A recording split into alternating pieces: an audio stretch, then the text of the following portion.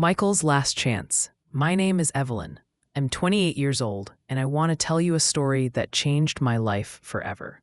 Sometimes it feels like the world can collapse in an instant. Everything you've built turns into dust, and all that remains is silence and emptiness. Not long ago, I believed I had the perfect family, a loving husband, and a solid future. But one evening, when I opened the door to our house, I realized that my life had taken a very different path. My husband Michael had once been my rock. He was cheerful, kind, always ready to lift my spirits with a joke or a hug. He worked at a company called Bright Vision Technologies, and together we were saving money and helping his parents. I thought nothing could shake our life. But that night I found him sitting on the couch, his eyes empty, surrounded by beer cans and the heavy smell of defeat. "Michael, what's going on?" I asked, my heart racing. He sat in silence before finally whispering, "I lost my job, and there's something else I can't hide anymore." That was when the truth came out. He had gone back to gambling. Casinos, sports betting, slot machines, it all returned into his life. Even worse, the money I gave him each month to help his parents had been gambled away. I thought I was helping his family, but his parents had never seen a single dollar of it. The truth crushed me. Anger, betrayal, disappointment. I was ready to leave, to slam the door forever.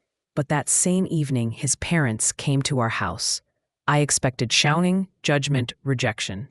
Instead, his mother hugged him with tears in her eyes, and his father sat beside him and said firmly, "Michael, you made a terrible mistake, but we're not going to let you destroy yourself. This is an illness, and you won't fight it alone. We're here." Their words pierced my heart. I had prepared myself for rejection. But instead, I saw unconditional love. And I said, "Michael, I'll give you one last chance. I love you, but I cannot live with a man who chooses gambling and alcohol over his family. If you choose us, I'll stay. If not, I'll leave." Michael stayed quiet for a long moment before falling to his knees. "Forgive me, please. I don't want to lose you. I want to change. Help me." That was the beginning of our fight.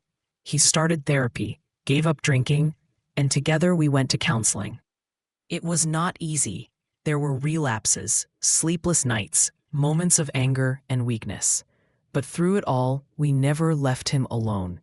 His father would sit silently beside him and say, "Stay strong, son." His mother kept cooking dinner every night, so he always felt the warmth of home. And I held his hand, whispering, "I love you. I believe in you." A year passed. Now our home is filled not with silence and despair, but with laughter. Michael found a new job, and he once again helps his parents, honestly this time, and with pride. He changed not just on the outside, but on the inside. He became patient, caring, and open with his feelings. Sometimes he tells me, "I could have lost everything. If it wasn't for you and my family, I'd be gone by now." And I know he's right. Addiction is an illness, and it cannot be healed with judgment or anger. It can only be fought with love, patience, and faith. People should not be judged only by their mistakes, because sometimes all they need is not a turned back, but a helping hand.